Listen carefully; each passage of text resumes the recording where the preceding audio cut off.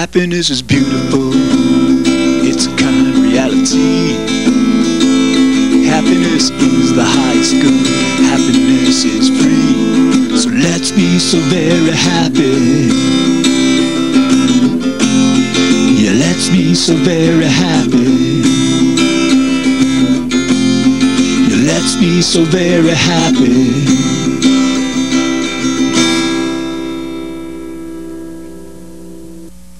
Welcome to the Happiness Show. This is George Ortega, and I'm here to talk about happiness because happiness is, always has been, and always will be the point of it all. Okay, tonight's topic is happiness increase of white plains, and before I go into explaining that, I have to make an announcement. Okay, let's see. After about 6 months of taping happiness shows, I'm going to be taking a 6-month sabbatical, a research sabbatical, and so beginning next Thursday at the same time, we're going to be rerunning the about 26 shows that have already been taped. So we'll be starting from the first one, Why a Happiness Show, and going all the way through them. And then, as I usually do, I'll present a public service announcement, just to let you know what episodes are going to be shown what night. Okay, then around in May of 2004, I'll be back with completely new episodes, and hopefully within this time I'll be doing a lot of research, so the shows should be very new and contain a lot of information that I haven't presented yet. All right, I want to get into why I'm taking this break, this research break. Basically, several weeks ago on a show, I presented the idea of a happiness support group. Okay, just there are these 12-step groups, these support groups, recovery, Emotions Anonymous, etc. Grief groups and all. And so anyway, over the next I presented it in a show, and then I began to think about it, and I said to myself, that's a really good idea, and I'm not sure I'm the kind of person to run a group like this, but I'm going to give it a try, and if perhaps I can't run it, then I can get someone who can. Okay, so over the next 6 months, I'm going to be working to create a group like this, and yeah, because basically the idea is that most, if not all, of the groups out there, they're incredibly helpful to a lot of people, especially the 12-step groups. But most of these groups focus on sharing problems. That means, a person comes up and shares their problem with the rest of the group, and so while this approach is very helpful, I think it's also very painful because, not only do you have to address your own personal problems at these meetings, you also have to address the problems of everyone else. So, and again, I think the implicit purpose of all these groups is to have the people become happier, whether it's a divorce group or some kind of an illness-related group, alcoholics group, anything. It's basically to help people enjoy their lives more. So the name of the group that I'm going to start, at least the name as of today, it's going to be called, I think, Happiness Increase of White Plains. And so naturally, it's going to help to teach, and it's going to help participants to become happier in a very direct way, not dealing with problems, but dealing with strategies and techniques to directly allow a person to become happier. Okay, I did have an original plan when I first decided to take this 6-month sabbatical. At first, I had intended to write a research paper, and this paper was going to be a theory, methodology, and technique on happiness increase. And then I intended to submit it to a professional psych journal, a peer-reviewed journal for publication. And the purpose behind that was to stimulate and encourage research on happiness increase. Okay, but then I had to reassess the situation. Out of every 17 studies in psychology on sadness, there's only one on happiness. Okay, and there's about 3,400 experiments over the last 40 years on happiness, and out of all these, less than 24 have been devoted to happiness increase. Okay, so even though happiness is our main purpose in life, the goal of everything we do, to psychologists, it's definitely, addressing it directly by trying to increase happiness is definitely not something they're very interested in. So So basically, I decided that I would devote my efforts to a more productive way of like promoting the idea of happiness and helping people become happier. All right. So during the next 6 months, I'm going to be working to create a happiness increase support group handbook. And then I'm going to be putting together hopefully a pilot group here in White Plains. I'll call on my friends and my acquaintances and basically to test out how the group structure is and how it functions, because this has to be an enjoyable group. I'm not going to run a group that's like boring or that's not fun.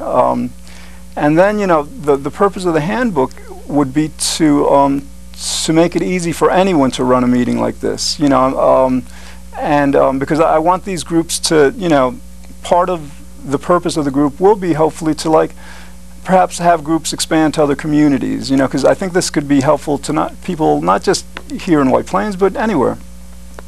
Okay, and I will let the public know when I'm ready to go public with this, when the group will be opened up to anyone, and hopefully people will join, people that are very interested in enjoying their lives as much as possible. All right, so the rest of the show I'm going to devote to describing some of the features this group will have. This may change over time because I've just begun to work on it, but okay, here's like the statement of purpose that I've come up with so far. Happiness Increase of White Plains is a peer-run support group designed to help participants become much better at enjoying life. Our strategies and techniques are based on research in psychology and the findings of over 3,000 published studies on happiness. While participants are provided many opportunities to actively take part in each meeting, active participation is not mandatory, and individuals are welcome to simply listen and learn from what others say. As a group, we generally agree with Aristotle's description of happiness as the highest good and everyone's basic goal in life. Accordingly, in addition to increasing our own happiness, we will strive to encourage and facilitate the formation of happiness increase groups in other communities. Okay, and then I've come up with so far like 7 basic principles of happiness, and this is pretty much will be how the groups will be structured around in a sense. The first principle is that happiness is the basic goal of life. I mean, that's very important. The more we know that, the more strongly we know that, the more we can gear everything we do toward encouraging that. The second is that happiness is the highest good, because a lot of us, especially people that are raised in religion, we're very good oriented. A lot of times our culture hasn't taught us to value happiness as much as goodness. So considering Aristotle's statement that happiness is the greatest good, I think I believe that very much, and I think it should be a principle of the group. And the third principle is that happiness is increased by basically increasing the emotion and mood of happiness and decreasing the unpleasant emotions. And I devoted half of the last show, Ways of Becoming Happier, number 7, to explaining the importance of minimizing negative emotions and maximizing happiness as much as possible. Then the fourth principle is that our emotions can be chosen. And again, I went through this last week.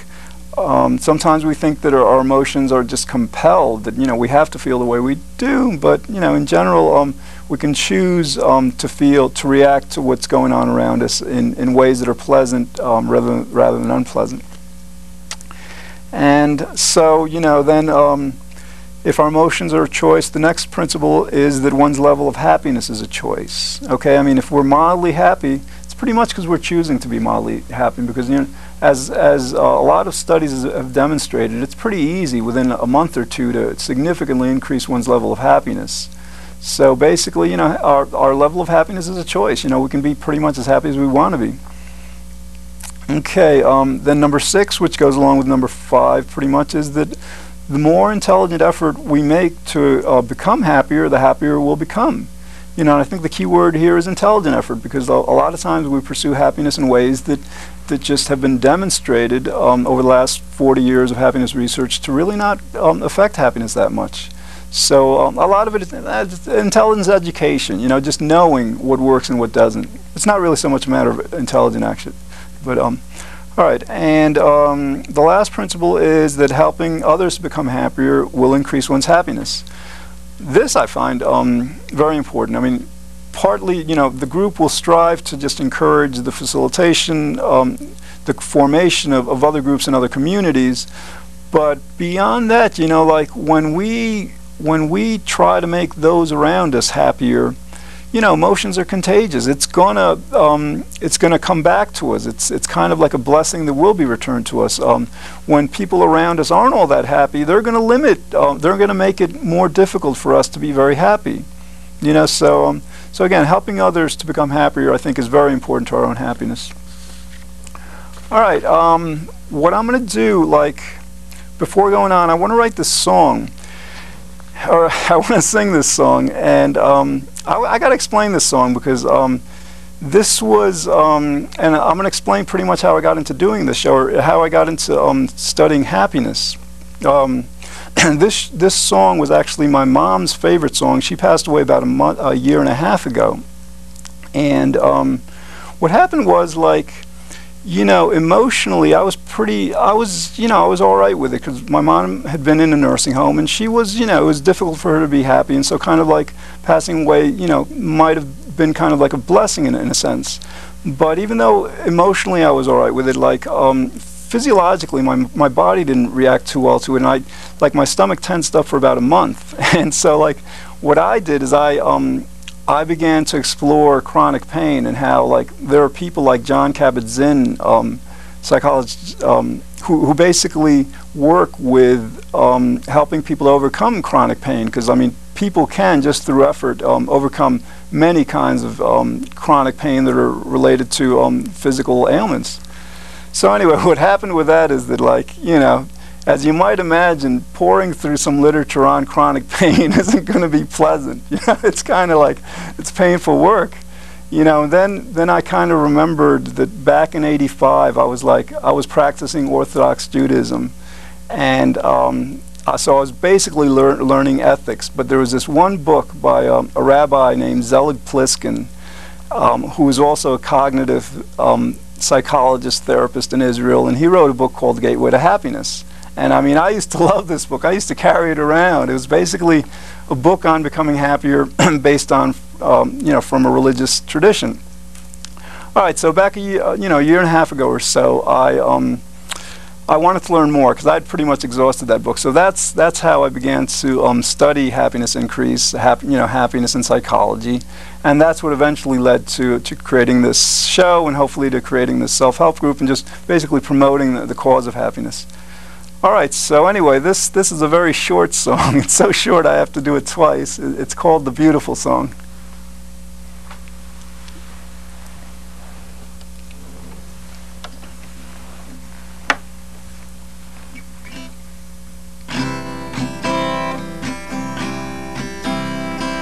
Life can be beautiful, totally beautiful, everything beautiful in every way. You can be beautiful, I can be beautiful, we can be beautiful every day. Beautiful places, beautiful faces, beautiful traces of people at play. Beautiful pleasures, beautiful treasures, beautiful measures of come what may. Life can be beautiful, totally beautiful, everything beautiful, every way. You can be beautiful, I can be beautiful, we can be beautiful every day. Beautiful places, beautiful faces, beautiful traces of people to play. Beautiful pleasures, beautiful treasures, beautiful measures of come what may. Life can be beautiful, totally beautiful, everything beautiful in every way. Okay.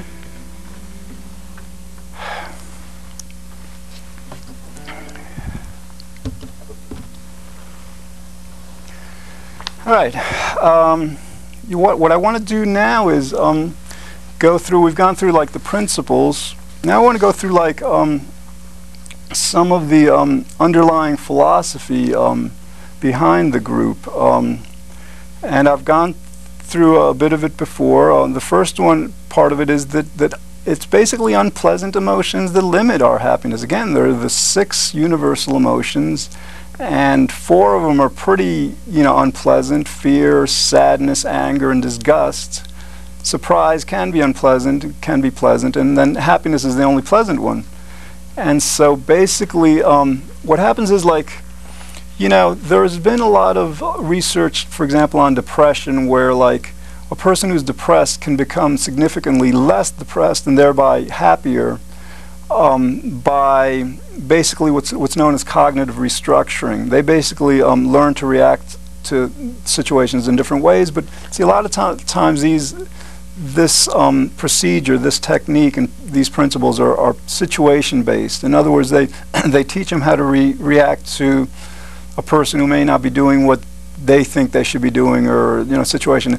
What the underlying philosophy behind this group will be that these 6 emotions are what's responsible for our level of happiness, and if we address these 6 emotions, we don't have to get into the specifics and the details and the painful consideration of so many kinds of situations that we would otherwise have to address. So we're addressing the issue of happiness at the most fundamental level.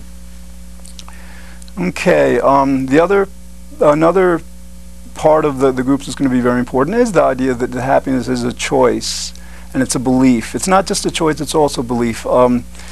Happiness has been described as a state.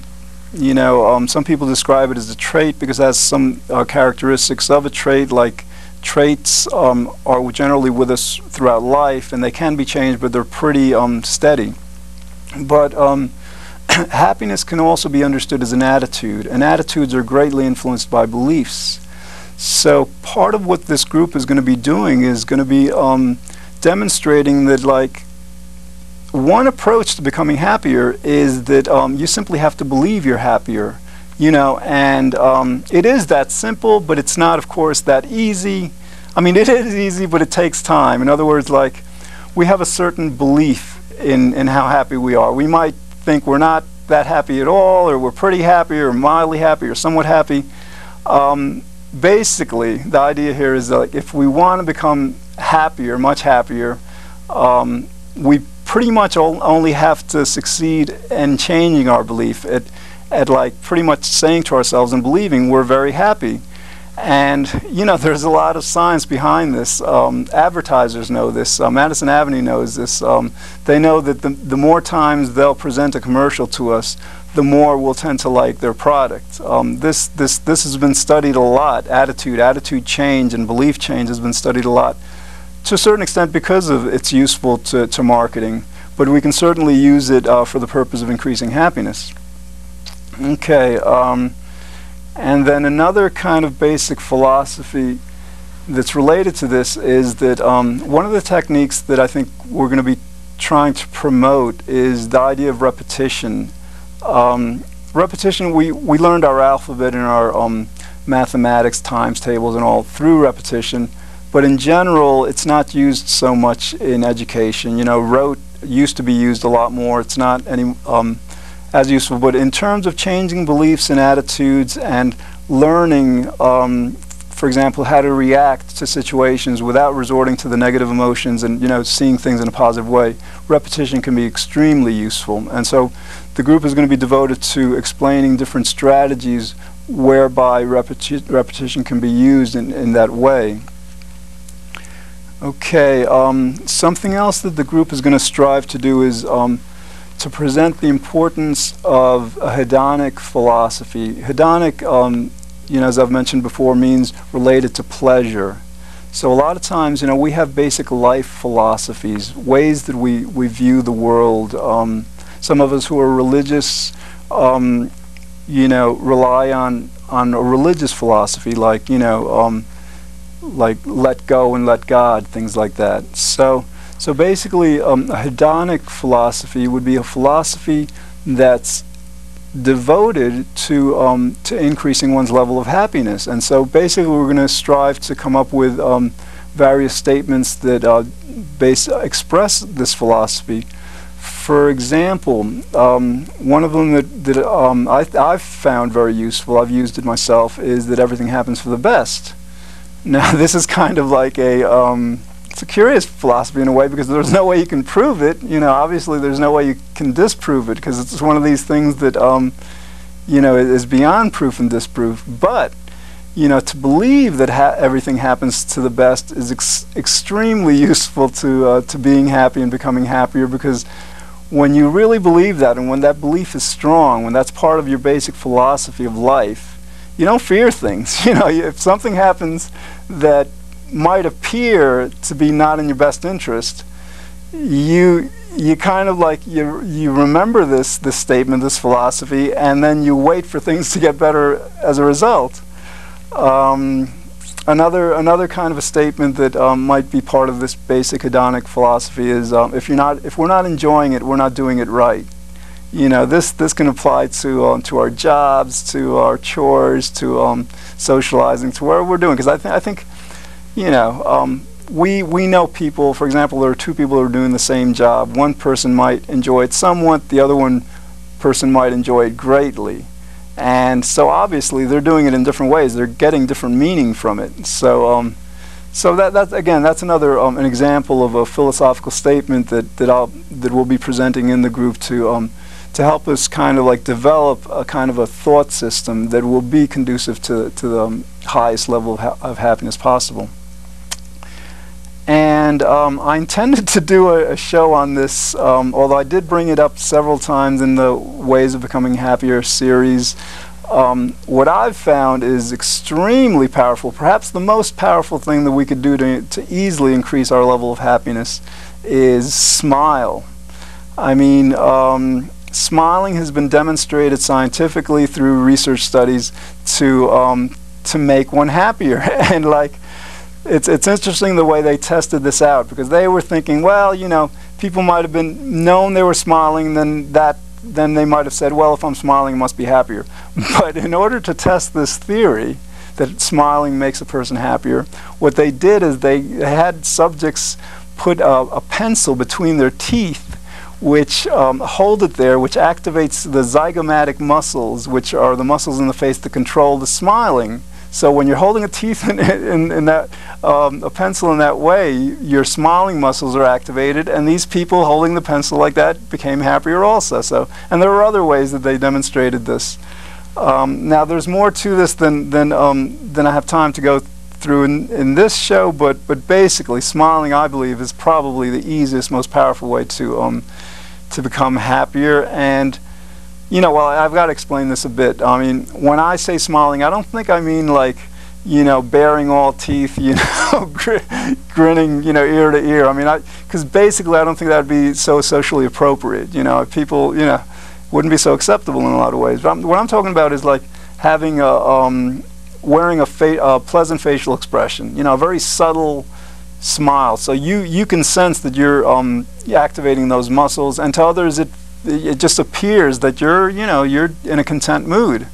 So some of us have the habit of just walking around with a kind of like a straight expression that's neither smiling or frowning. Some of us actually walk around with expressions that are frowning, and then frowning has also been demonstrated to create unpleasant emotions. So all right, so basically that's going to be another part of the underlying philosophy of the group.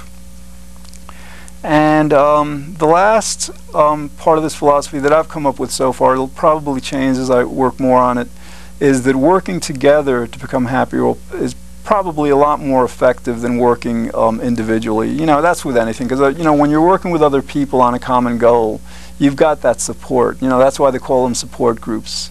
So sometimes working on happiness is something that isn't all that easy, because happiness can't be so easily measured. It's not like money in the bank or some kind of achievement. It's something that's ethereal. So when you're working with other people, it'll give you the motivation to really work on it much more so, I think, for many people than we would otherwise.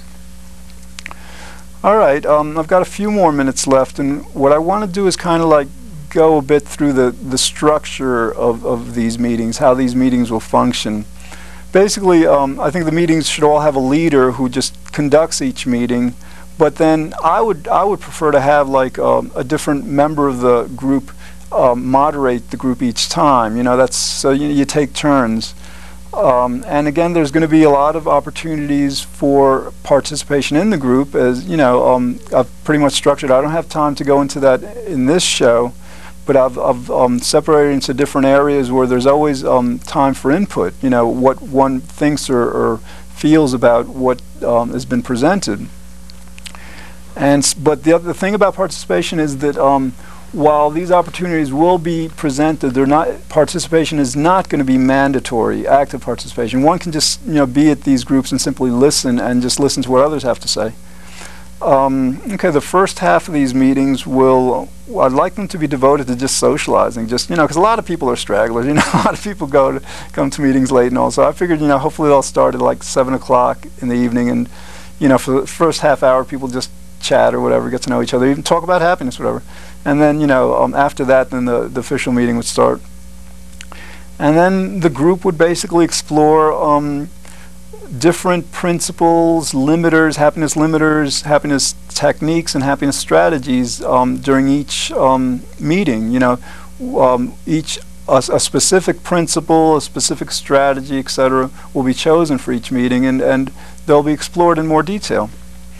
Okay, then a few minutes, hopefully, in each group will be devoted to the ambition, the goal of trying to form other groups in other communities. For example, if somebody's living in Pelham and comes to a White Plains Happiness group, it'd probably be better if they could, if the group gets too big, to form another group in Pelham. And then, of course, there's going to be some time for just general discussion about, for example, how one's happiness work is going from week to week, how one's progressing, understanding the concepts and utilizing them. Okay, then lastly, I want to try to have some kind of like a coffee get-together afterwards, go to a diner or something, just, enjoy. All right, well, hopefully I'll be back in May with more happiness shows. Well, that's all we have time for tonight. Thanks for watching. In the future, we'll explore other topics designed to help us better enjoy life. This is George Ortega saying, be good, think well, feel very happy, and I hope you'll join me again next week here on The Happiness Show. Happiness is beautiful. It's a kind of reality. Happiness is the highest good. Happiness is free. So let's be so very happy. Yeah, let's be so very happy. Yeah, let's be so very happy.